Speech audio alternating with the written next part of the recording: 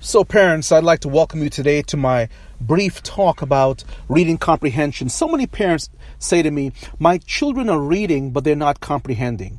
And I want to get to the core of why that happens. Because right now we have an epidemic in our nation of kids who are fluent because perhaps they've been taught either by sight or phonetically how to read words, but they're not comprehending those words. So what do I prescribe?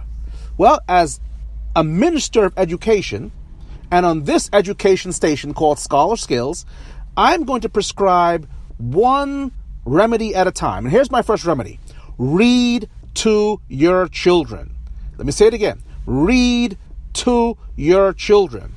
You say, well, I don't have time to read to my kids. Well, I'm speaking to parents right now whose children are in the elementary schools and perhaps in the upper elementary grades 1 through 4, is the perfect time to begin reading to your children. Teachers also, if you're listening to me right now, read aloud to your children. But the question is, what should you read to them? And how long should you read to them? How often? Well, the answer is quite simple. Read books to your kids that your kids can't read for themselves. You say, well, that's not earth-shattering, but it really is, because there's some parents who will simply read books that maybe are funny or that their kids might read along with them, and that's good. But the more you read complex, difficult information to your kids, the more you will improve their reading comprehension when they begin reading themselves.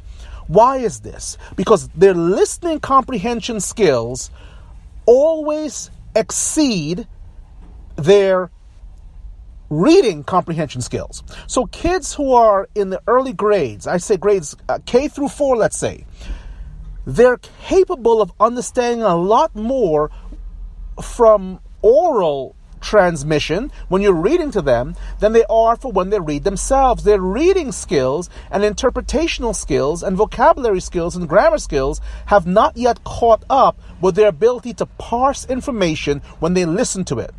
So please don't underestimate your children. Read to them and read complex, funny, difficult things to them.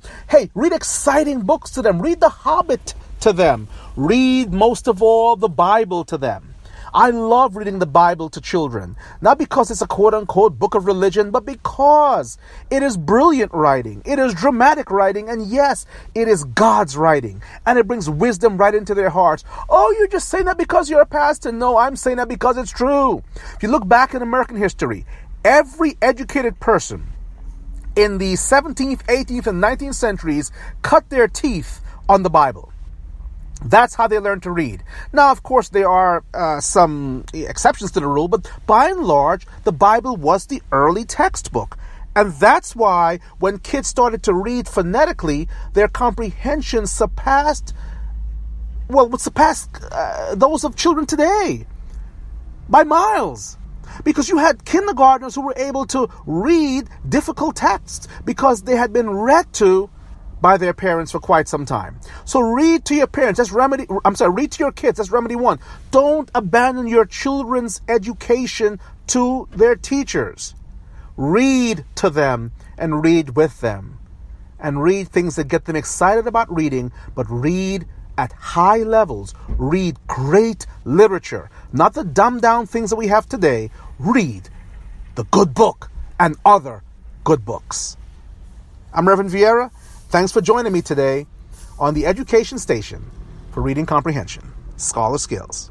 You can visit my website at www.scholarskills.com. That's www.scholarskills.com. Or you can email me at scholarskills@gmail.com. I look forward to hearing from you. Keep up the good work.